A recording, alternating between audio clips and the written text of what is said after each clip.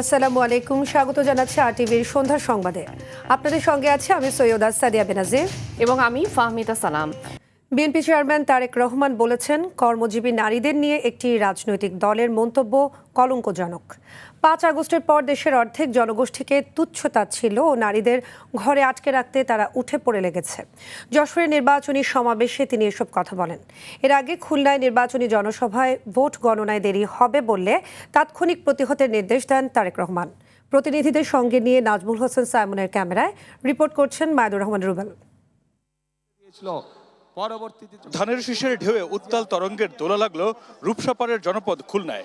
শিল্পনগরী খ্যাত এই নগরে নির্বাচনী প্রচারে বিএনপি চেয়ারম্যান তারেক রহমান চাইলেন ধানের শীষের পক্ষে ভোট। 12 তারিখে ইনশাল্লাহ বাংলাদেশের মানুষকে যেই অধিকার থেকে গত 1 যুগেরও বেশি সময় ধরে বঞ্চিত করে রাখা হয়েছিল সেই অধিকার প্রয়োগ করবে। 2 দশকেরও বেশি সময় পর খুলনায় আগমনকে কেন্দ্র করে প্রভাতী স্কুল মাঠে প্রভাত ভেদ করেই আগমন ঘটে নেতাকর্মীদের। স্লোগানে মুখর ছিল চারপাশ। জনতার স্রোতের উদ্দেশ্যে তারেক রহমান বলেন, এই অঞ্চলের মানুষের সংকট ও সমাধানে অতীতের মতো কাজ করবে বিএনপি। আগামী 13 তারিখে সরকার গঠন করলে এই শিল্প নগরীকে আবার জীবিত শিল্প নগরীতে আমরা পরিণত করতে চাই। তারেক রহমান বলেন, কোনো একক গোষ্ঠী নয়, দেশকে পুনর্গঠন করতে হলে সবাইকে সঙ্গে নিয়ে কাজ করতে হবে। আমরা সকল ধর্মের মানুষকে সাথে নিয়ে আমাদের কাঙ্ক্ষিত বাংলাদেশ গড়ে তুলতে চাই। একটি দল নারী সমাজকে ঘরের মধ্যে বন্দী করে রাখতে চায় অভিযোগ করে তারেক রহমান প্রশ্ন রাখেন, ক্ষমতায় যাওয়ার আগেই এমন কথা বললে ক্ষমতার পর তাদের চেহারা কেমন হবে? একটি রাজনৈতিক দলের নেতা পরিষ্কারভাবে 2 দিন আগে বলেছে যে সকল মহিলা, যে সকল মা বোনেরা কর্মসংস্থানের উদ্দেশ্যে কর্মসংস্থানের জন্য যান, তাদেরকে এমন একটি শব্দ সে আমাদের সব মা বোনদের জন্য ব্যবহার করেছে যা এই দেশের জন্য একটি কলঙ্ক স্বরূপ। এরা ধর্মকে ব্যবহার করে নিজেদের স্বার্থ রক্ষা করার জন্য। রূপসাতীরের জনপদ খুলনার খালিশপুরে সমাবেশ করে ধানের শীষের পক্ষে ভোট চাইলেন বিএনপি চেয়ারম্যান তারেক রহমান। বলেন, বিএনপি ক্ষমতায় গেলে শ্রমিকদের কর্মসংস্থান নিশ্চিত করার জন্য বন্ধ হয়ে যাওয়া কলকারখানা চালু করবেন সবার আগে। একই সাথে নারী শ্রমিকদের জন্য নিরাপদ কাজের পরিবেশ নিশ্চিত করবেন তিনি। পরে যশোরের বিরামপুরে নির্বাচনী জনসভায় তারেক রহমান বলেন, ভোটের ফলাফল গণনায় বিলম্বের দোহাই দিয়ে একটি মহল নির্বাচনের ফলাফল পাল্টে দেওয়ার ষড়যন্ত্র করছে। পরিস্থিতি এমন হলে নেতাকর্মীদের তাৎক্ষণিক প্রতিহত করার নির্দেশ দেন তিনি। আজ আমাদেরকে সতর্ক হতে হবে, আমাদেরকে সজাগ হতে হবে, চোখ কান খোলা রাখতে হবে যে ওইসব ষড়যন্ত্রীরা কোথায় কোথায় ষড়যন্ত্রের ওত পেতে বসে আছে। যেখানে ওত পেতে বসে থাকবে সেখানে আপনাকেও আপনার মতন করে জনগণকে সাথে নিয়ে ব্যবস্থা গড়ে তুলতে হবে, যাতে করে তাদের ষড়যন্ত্র কোনোভাবেই ফায়দা না পায়। মাইদুর রহমান রুবেল, আরটিভি, বিরামপুর, যশোর। জামাত দেশকে আফগানিস্তান বানাতে চায় বলে মন্তব্য করেছেন বিএনপি মহাসচিব মির্জা ফখরুল ইসলাম আলমগীর। সকালে ঠাকুরগাঁওয়ের ঢোলারহাট এলাকায় নির্বাচনী জনসংযোগে তিনি মন্তব্য করেন। এই সময় জামাতের আমির সাম্প্রতিক সামাজিক যোগাযোগ মাধ্যমে ছড়িয়ে পড়া পোস্টের বিষয়ে তিনি বলেন, আমির নারী বিদ্বেষী এমন মন্তব্য করে থাকলে তিনি অন্যায় করেছেন।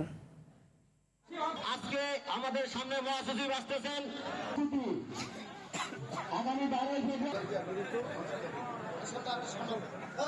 জামাতের আমির সাহেব মহিলাদের বিরুদ্ধে নাকি কথা বলছেন, আমি কিন্তু জানি না, আমি সাংবাদিককে জিজ্ঞেস করি, আমি জানি না বাজে কথা বলেছেন। যদি হয়ে থাকে, উনি যদি পড়ে থাকেন তাহলে অন্যায় করেছে। এরা জামাত ইসলাম এই দেশ থেকে আফগানিস্তানে পড়ে। জামাত ইসলাম একটা দল, যে দলটা আমাদেরকে সামনের দিকে যেতে বাধা দেয়। নির্বাচনের পরিবেশ নষ্টের চক্রান্তকারীদের ভোটের মাধ্যমে জবাব দেবে বলে মন্তব্য করেছেন ঢাকা 8 আসনে বিএনপি প্রার্থী মির্জা আব্বাস। বলেন, জামায়াত আমিরের এক্স অ্যাকাউন্ট হ্যাকের বিষয় হাস্যকর।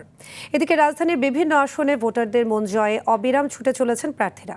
সাকিবুর রহমানকে সঙ্গে নিয়ে দীপ্তচন্দ্র পালের রিপোর্ট। নির্বাচনের কথার লড়াইয়ে রাজধানীতে সবচেয়ে বেশি আলোচনায় ঢাকা 8 আসন। সকালে প্রচারে বের হয়ে বিএনপি মনোনীত প্রার্থী মির্জা আব্বাস জামাতের আমিরের এক্স অ্যাকাউন্ট হ্যাকের ঘটনাকে হাস্যকর বলে মন্তব্য করেন। কিছু প্রার্থীর কথা শুনে আমার মনে হচ্ছে ওরা জিতেই আছে। এতে আমার সন্দেহ ঘনীভূত হচ্ছে যে ওরা নির্বাচনে একটা কারচুপি করার কিংবা এই ইলেকশন ইঞ্জিনিয়ারিং করার একটা চিন্তা ভাবনা তারা করতেছে।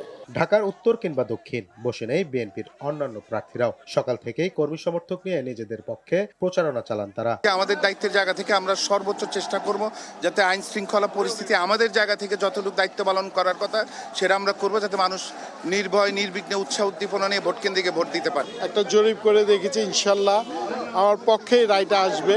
আমরা ইনশাল্লাহ গ্যাসের ব্যাপারটা প্রাধান্য দেব, প্রথমে তাদের গ্যাসের সমস্যার সমাধান করবে। আমাদের নারীদেরকে নিয়ে কুরুচিপূর্ণ মন্তব্য করে তাদের কাছে দেশ এবং আবার এই দেশের মানুষ কখনোই নিরাপদ মনে করি না।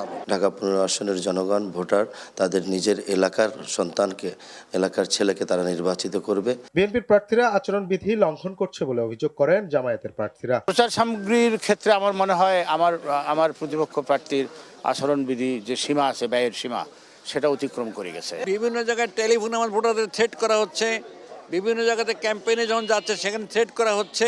প্রচারণায় পিছিয়ে নেই স্বতন্ত্র প্রার্থীরাও। গতকাল আমরা কামরাঙ্গীর চরে সেটি উদ্বোধন করেছিলাম, সেটা ভয়ভীতি দেখিয়ে বন্ধ করে দেওয়া হয়েছে।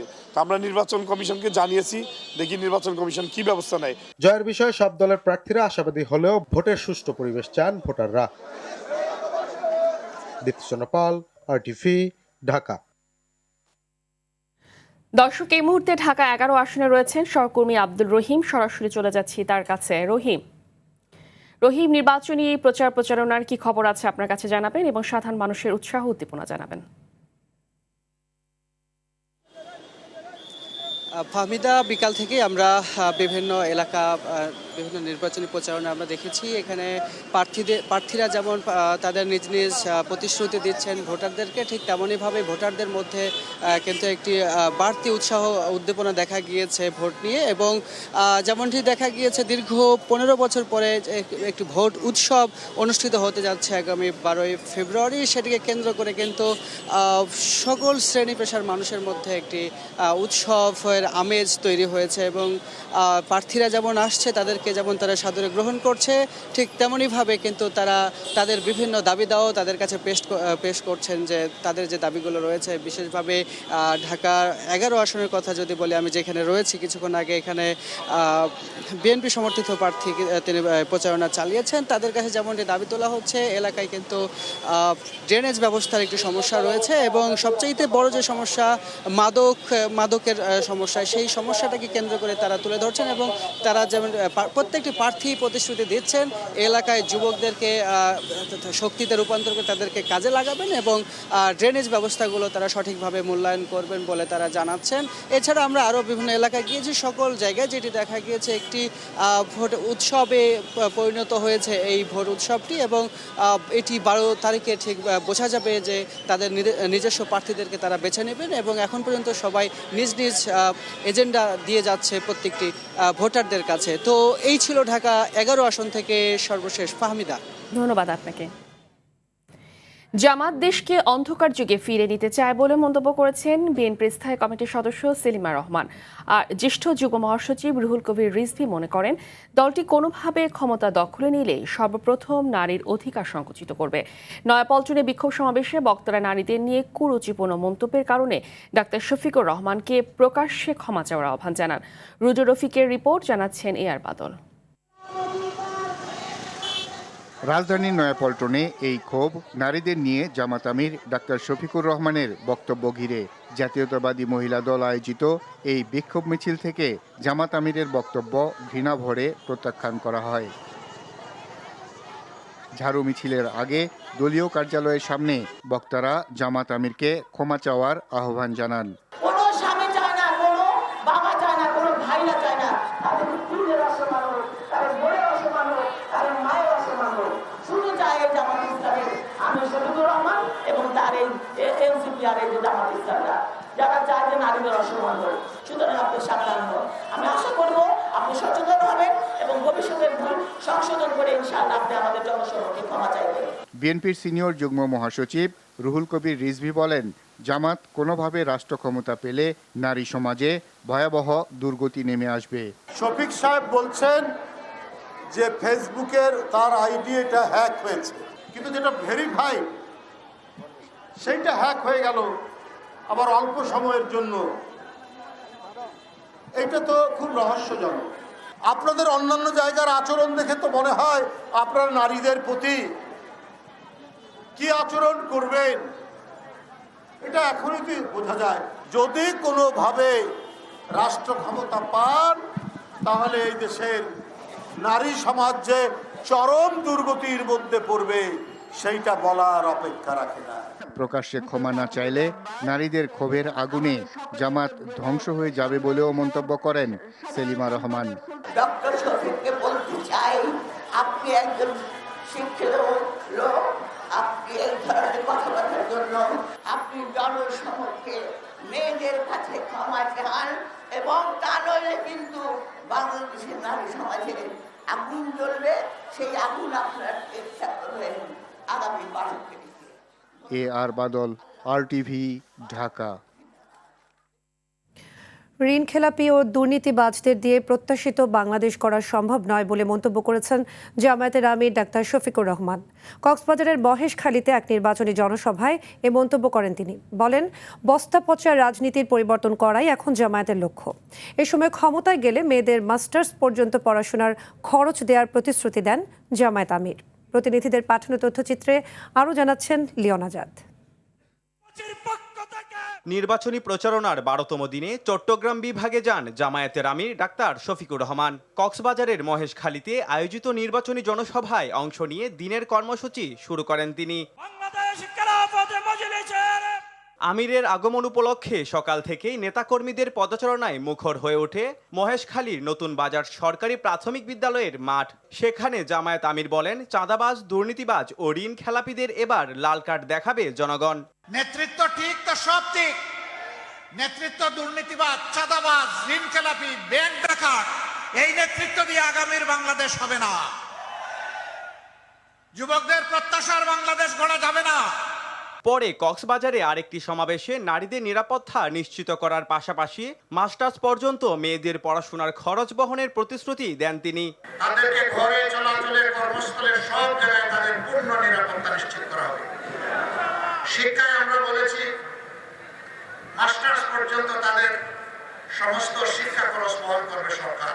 চট্টগ্রামের লোহাগাড়ায় নির্বাচনী জনসভায় যোগ দিয়ে যান সীতাকুণ্ডে। সেখানে আমির বলেন, দেশের 5টি পাবলিক বিশ্ববিদ্যালয়ের ছাত্র সংসদ নির্বাচনের ফলাফলের মতোই জাতীয় সংসদ নির্বাচনেও বাংলাদেশের মানুষ একই রায় দিবে। 5টা পাবলিক বিশ্ববিদ্যালয়ের অতি বিচক্ষণ, সুশিক্ষিত, উচ্চশিক্ষিত, সেন্সিবল আমাদের ছেলেমেয়েরা রায় দিয়ে বলে দিয়েছে, আমরা দান্দাবাজির পক্ষে নাই, এবার আমরা ইনসাফের পক্ষে দেশ গড়তে চাই। সবশেষ চট্টগ্রাম মহানগরীর বন্দর স্কুল অ্যান্ড কলেজ মাঠে জনসভায় বক্তব্যের মাধ্যমে সফর শেষ করেন তিনি। সেটাই হবে। লিওন আজাদ, RTV। দ্বৈত নাগরিকের অভিযোগ তুলে ঢাকা 11 আসনের বিএনপি প্রার্থী MA কাইয়ুমের প্রার্থিতা বাতিল চেয়ে হাইকোর্টে রিট করেছেন তার প্রতিদ্বন্দ্বী প্রার্থী জাতীয় নাগরিক পার্টি NCPর আহ্বায়ক নাহিদ ইসলাম। সকালে হাইকোর্টের সংশ্লিষ্ট শাখায় রিটটি দায়ের করে রুলের আবেদনও করেছেন বলে জানান নাহিদ ইসলামের আইনজীবী। বলেন, দেশের সংবিধান ও নির্বাচন কমিশনের RPO অনুযায়ী দ্বৈত নাগরিক হয়ে নির্বাচনে অংশ নেয়ার সুযোগ নেই। রিটটি মঙ্গলবার শুনানির জন্য উপস্থাপন করা হবে বলে জানান এই আইনজীবী।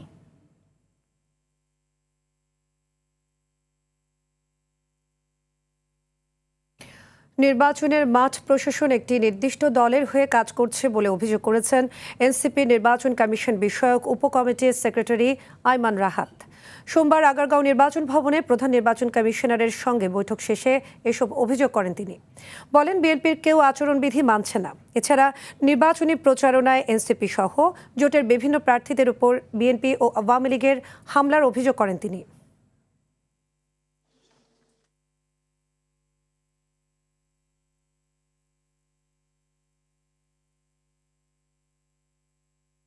পূর্বাচলের প্লট দুর্নীতির পৃথক 2 মামলায় শেখ হাসিনাকে 10 বছর, শেখ রেহানার মেয়ে টিউলিপকে 4 বছর এবং অন্য 2 সন্তান আজমিনা ও রাদওয়ান সিদ্দিক ববিকে 7 বছর করে কারাদণ্ড দিয়েছেন আদালত। আইনজীবীরা বলছেন, প্লট কেনার ক্ষেত্রে আইনের তোয়াক্কা না করে ক্ষমতার অপব্যবহার করায় দণ্ডিত হয়েছেন তারা। যদিও একই অভিযোগে এর আগেও 4 মামলায় বিভিন্ন মেয়াদে দণ্ডিত হয়েছেন তারা। GM মাহমুদের রিপোর্ট। রাজধানীর পূর্বাচল নতুন শহর প্রকল্পে 10 কাঠা করে সরকারি প্লট বরাদ্দ নেয়ার অভিযোগে দুদকের পৃথক 2 মামলায় শেখ হাসিনা, তার বোন শেখ রেহানার 3 সন্তান সহ 36 জনকে বিভিন্ন মেয়াদে কারাদণ্ড দিয়েছেন আদালত। সোমবার ঢাকার বিশেষ জজ আদালত 4-এর দেয়া রায়ে শেখ হাসিনাকে 5 বছর করে 10 বছর, তার বোনের এক মেয়ে ব্রিটিশ এমপি টিউলিপ সিদ্দিককে 4 বছর, এক মামলায় আরেক মেয়ে আজমিনা সিদ্দিককে 7 বছর এবং ভাগ্নে রাদওয়ান সিদ্দিক ববিকে 7 বছরের সশ্রম কারাদণ্ড দেন আদালত। সাবেক প্রধানমন্ত্রী শেখ হাসিনার একান্ত সচিব সালাউদ্দিন সাহেবকে বিভিন্ন সময় প্রভাবিত করেছেন বিভিন্নভাবে।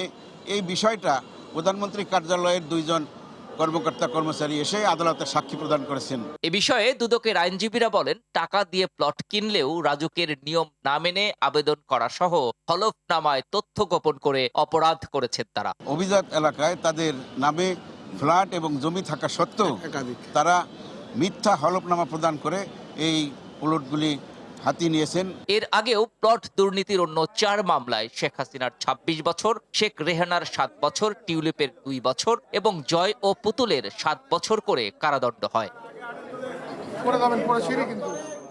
GM Mahmud, RTV, Dhaka.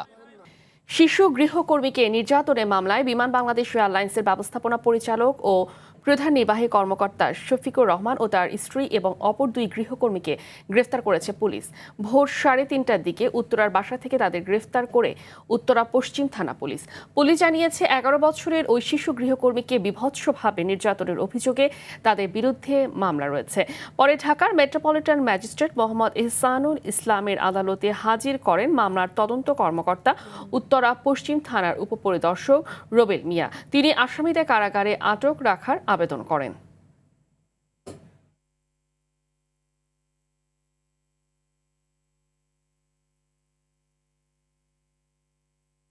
Bank খাতে পেশাদারিত্ব বজায় রেখে সংস্কার এগিয়ে নিতে পরবর্তী সরকারকে পরামর্শ দিয়েছেন অর্থ উপদেষ্টা।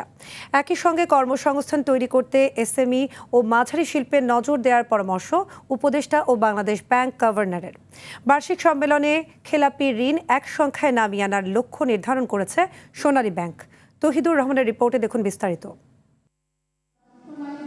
দেশের সবচেয়ে বড় বাণিজ্যিক ব্যাংক সোনালী ব্যাংক গেল বছরে পরিচালন মুনাফা করে 8,017 কোটি টাকা। একই সময়ে আমানত বেড়েছে 1,79,000 কোটি টাকা। ভবিষ্যতে খেলাপি ঋণ কমানো এবং মুনাফা বাড়ানোর পরিকল্পনা নেওয়া হয়েছে বলে জানান ব্যাংকের প্রধান নির্বাহী। 26 সালে আশা করছি 12% মধ্যে নামিয়ে আনবো এবং আগামী বছর অর্থাৎ 2027-এর মধ্যে সিঙ্গেল ডিজিটে নামিয়ে আনবো। শুধু বড় শিল্পের দিকে না ছুটে SME ও মাঝারি শিল্পে ঋণ দেওয়ার হার বাড়ানোর তাগিদ দেন অর্থ উপদেষ্টা। সামনে সরকার আসবে, সেখানে কিন্তু আপনাদেরকে আরও খুব ট্যাক্টফুলি বিষয় করতে হবে। আমি আশা করব সম্পূর্ণ প্রফেশনাল, একেবারে প্রফেশনাল সেটা আপনার ব্যাংকটাকে চালন করবেন। সক্ষমতা দেখে ঋণ দেয়া এবং আদায়ে সাহসী হওয়ার পরামর্শ বাংলাদেশ ব্যাংকের গভর্নরের। আমাকে চিহ্নিত করতে হবে উদ্যোক্তা কারা, মাঠ পর্যায়ে উদ্যোক্তা কারা, SMEদের মধ্যে কারা ভালো উদ্যোক্তা, তাদেরকে চিহ্নিত করে তাদের মাধ্যমে টেকসই উন্নয়নে রেমিটেন্স প্রবাহ বৃদ্ধি এবং রপ্তানিতে অবস্থান শক্তিশালী করার কথাও বলেন তারা। Touhidur Rahman, RTV, Dhaka.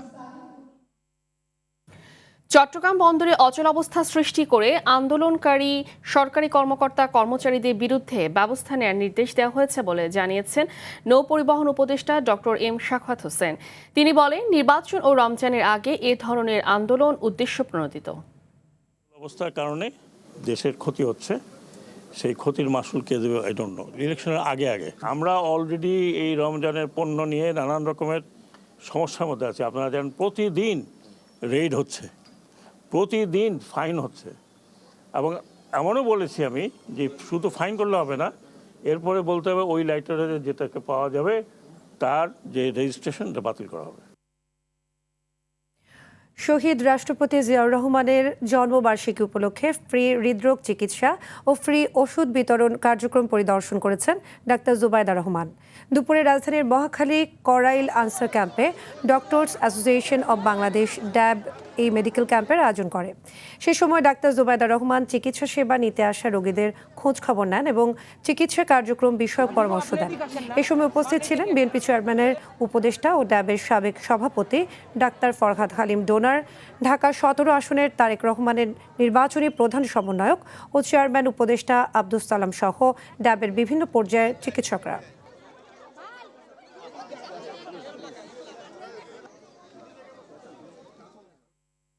Cyber bullying প্রতিরোধে শুধু আইন থাকলে হবে না, কার্যকর প্রয়োগ থাকতে হবে। সেই সঙ্গে সামাজিক যোগাযোগ মাধ্যমগুলোর কার্যালয় বাংলাদেশে স্থাপন করলে এই সমস্যার সমাধান কিছুটা সম্ভব, এমনটি জানিয়েছে বিএনপি চেয়ারম্যান তারেক রহমানের মেয়ে ব্যারিস্টার জাইমা রহমান। বিকেলে রাজধানীর বনানী ডিওএইচ খেলার মাঠে বিভিন্ন বিশ্ববিদ্যালয়ের শিক্ষার্থীদের সঙ্গে চায়ের আড্ডা এসব কথা বলেন তিনি। এছাড়াও আলোচনায় উঠে আসছে রাজধানীর বায়ু দূষণ, যানজট, তরুণদের চাকরি সমস্যা সহ নানা বিষয়। জাইমা রহমান বলেন, প্রাথমিক পর্যায় থেকে ব্যবস্থা নিলে শহর এবং গ্রামে শিক্ষার বৈষম্য দূর করা সম্ভব।